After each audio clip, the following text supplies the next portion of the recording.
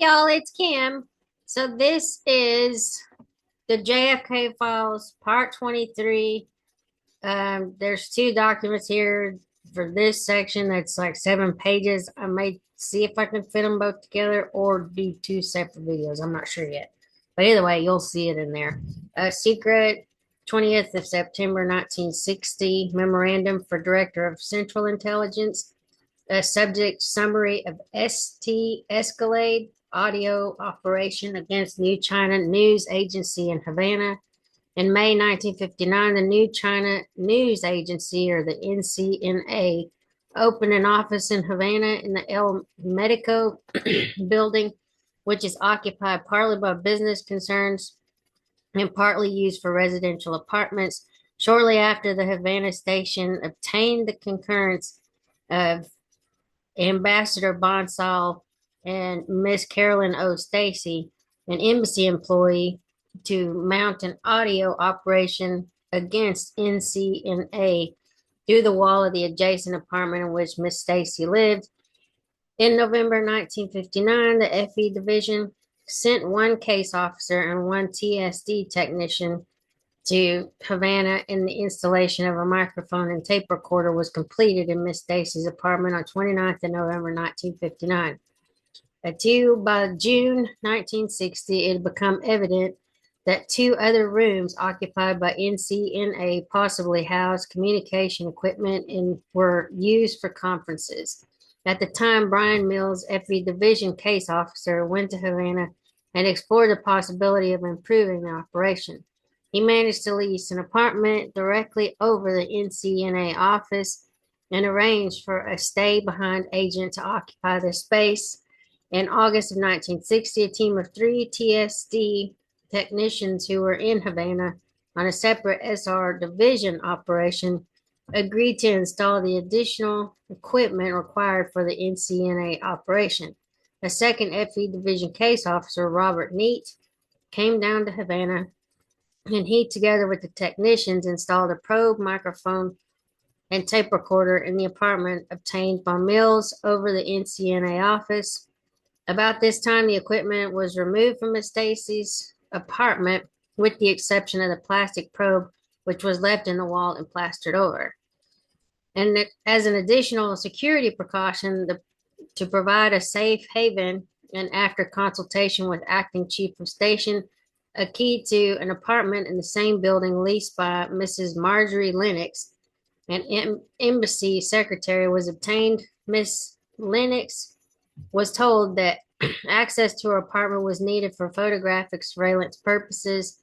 The station was then faced with the probability that time and security would work against holding indefinitely the lease to the apartment over NCNA, since the owners of the building were canceling sublessors' contracts and recalling leases.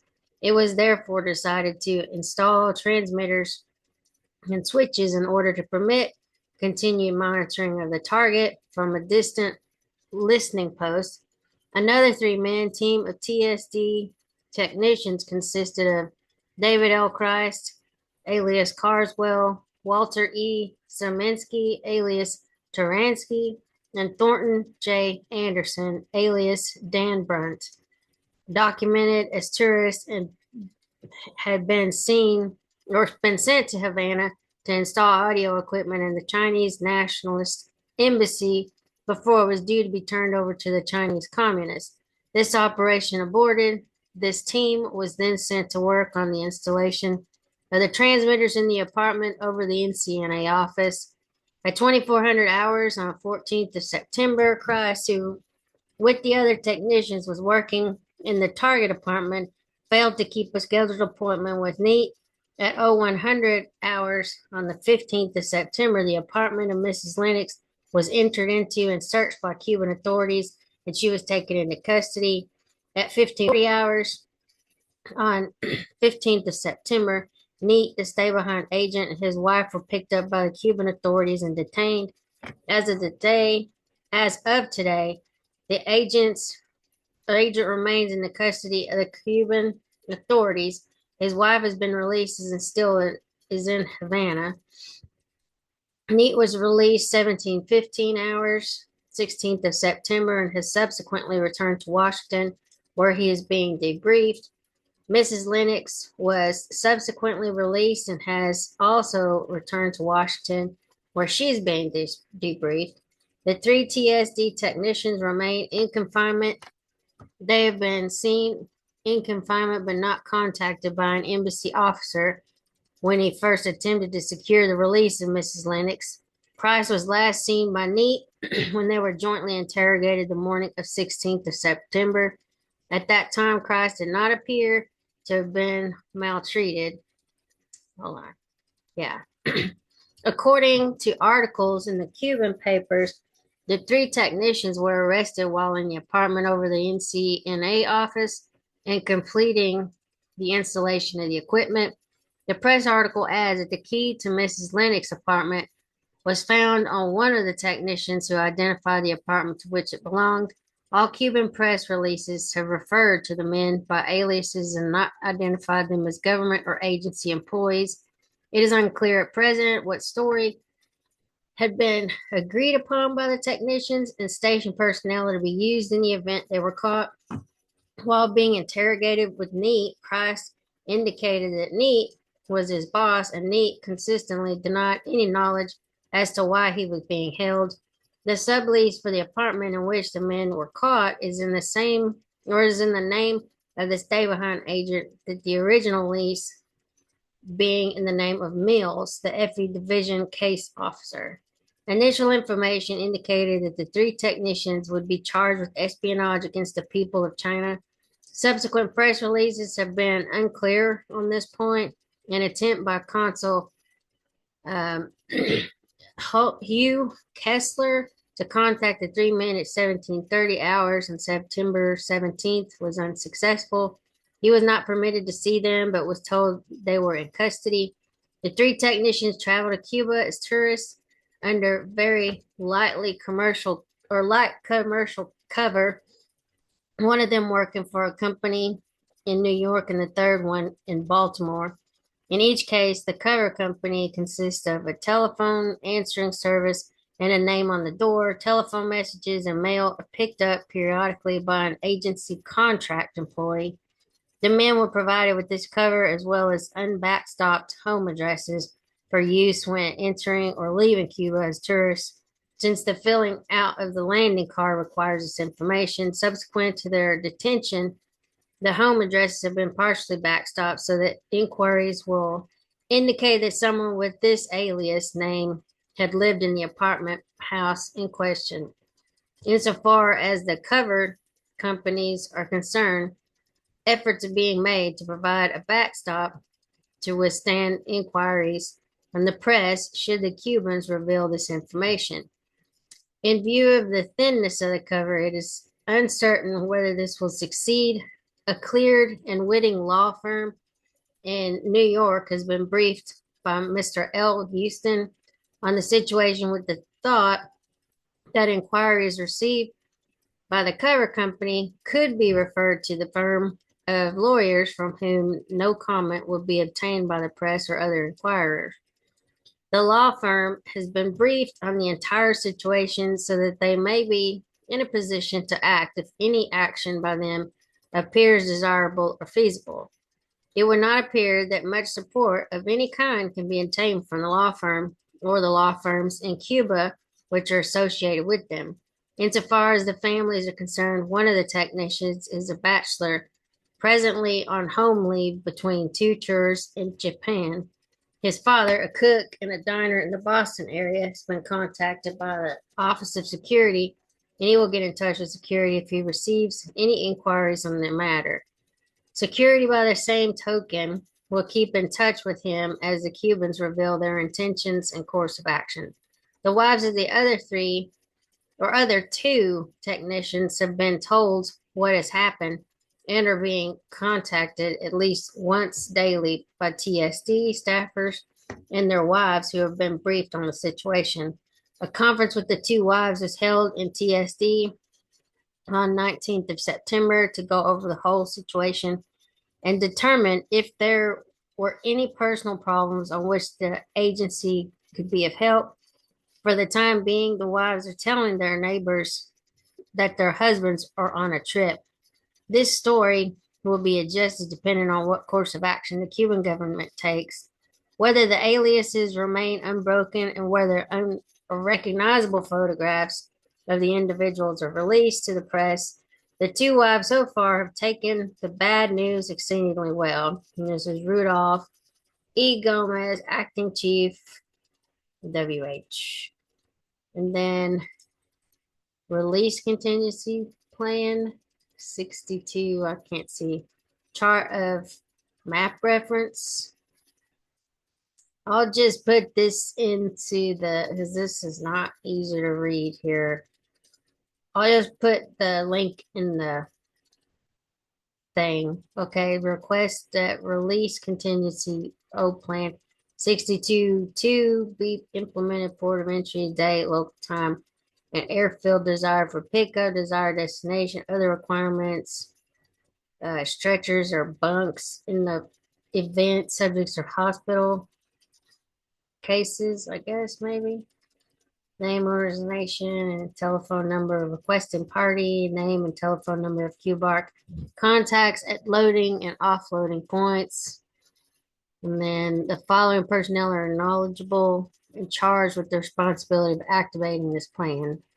Richard Skinner, Robert Morero, I don't know, Billy B. Campbell, and then Major Kenneth R. Burton. And this was also Major. And then that secret and furnace 1C dash 54 and crew is standby capacity until further notice. Standby capacity is here in defined as capability to position the aircraft at any port of entry in east, south, or southwest U.S. from Boston to Los Angeles within 15 hours, assuming the subjects will be released in Havana or Mexico City. Something will prepare mission folders for flights from most probable ports of entry to isolation in Andrews Air Force Base. And Richard I. Skinner. Let's see here. This one actually has some kind of filler pages. So this is Waller and approved for release. It says keep copy for our something file, task final file, something like that. I can't really read that. Return to something for file, SSCI, and then there's that page. So 12th of October 1976, Director of Security Philip F. Fendig, Senate Select Committee on Intelligence request for Office of Security file material. We appreciate the opportunity to review certain OS file material containing DDO information prior to its being sterilized for passing to the SSCI. In response to their request, we have reviewed the material listed in the annex and our recommendations for passing are included.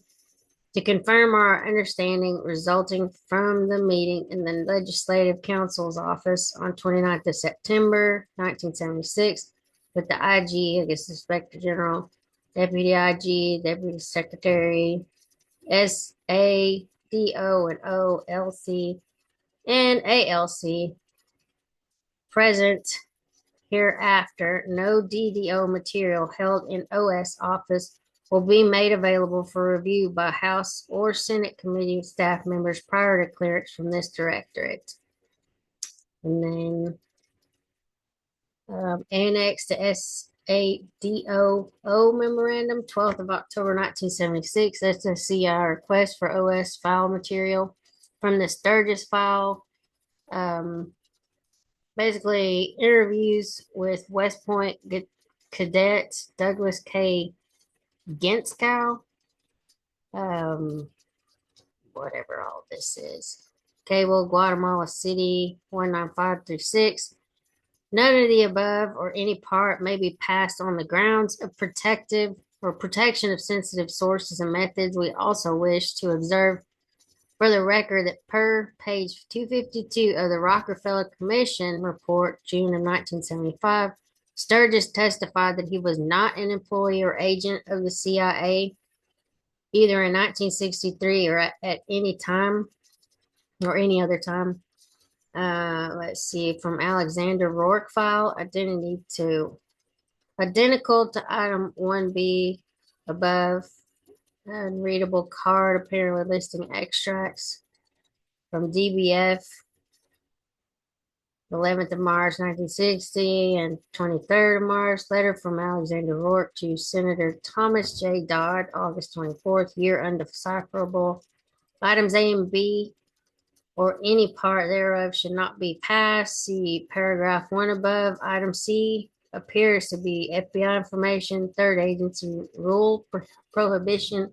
Item D is not DDO material, defer to OS.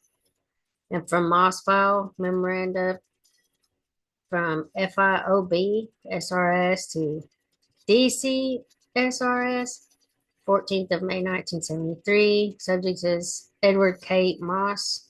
This memorandum appears to contain mostly FBI material, third agency rule prohibition. If clearance is obtained, please delete the first paragraph under sources and method protection. From Rothman file, memorandum for the record, 25th of April 1975. Subject is Norman Rothman. No objection to passing. From Socorro's or Socorro's file, memo from CSSO to DOS, undated. The subject, the chorus, Carlos Frio. We concur with the OS position not to make this memo available, and we cite sensitive sources and methods protection from Maceo or Mackel, Antonio Jaime, Doctor, and the file Director OS to OS memo to FBI 23rd of February 1961, subject Antonio Jaime Maceo, Mackel. And then Project Zenith, memorandum for the file. This is multiples, Maceo, Mackel, Antonio Jaime, IA. Memorandum for the file, Massett, OS, AAS, subject multiple. Letter to Commissioner, I and NS from DOS, 28th of February 61. See list attached, listing more or less 60 agents. Memorandum, 3rd of March, 1961, subject S11386 and bio data sheet number 220775, 15th of November 1960.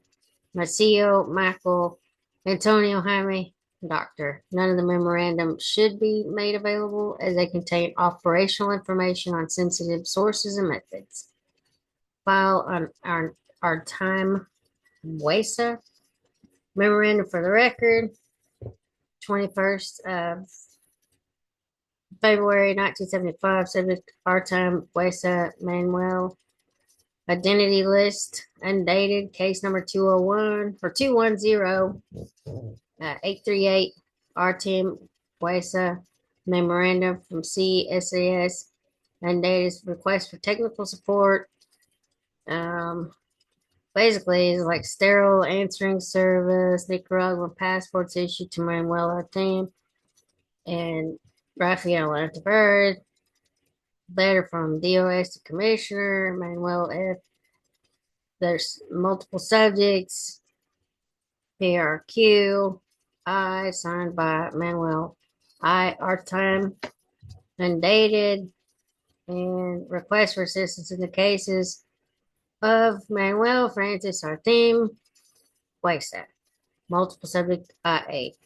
We concur with the OS position not to make items A through G and items I available under the requirement for protection of sources and methods. Regarding item H, under the protection of sources and methods, please delete paragraph 1, 2, 3, 4, 5, 8, 9, 10, 12, 13, 14, 21, 22, 23, 24, 28, 29, 30, 31, 32, 33, 34, 36, 37, 38, 40. The remainder of the item may be made available to the SCI. And for Verona file, plan travel outside the U.S. JMark members, and then Dr. Manuel Antonio de Verona, multiple subjects, IA memorandum for the file. This is 14th of June, 60, 27th of March, 1961, February 14th, 1961, Verona, Laredo, Antonio, multiple subjects.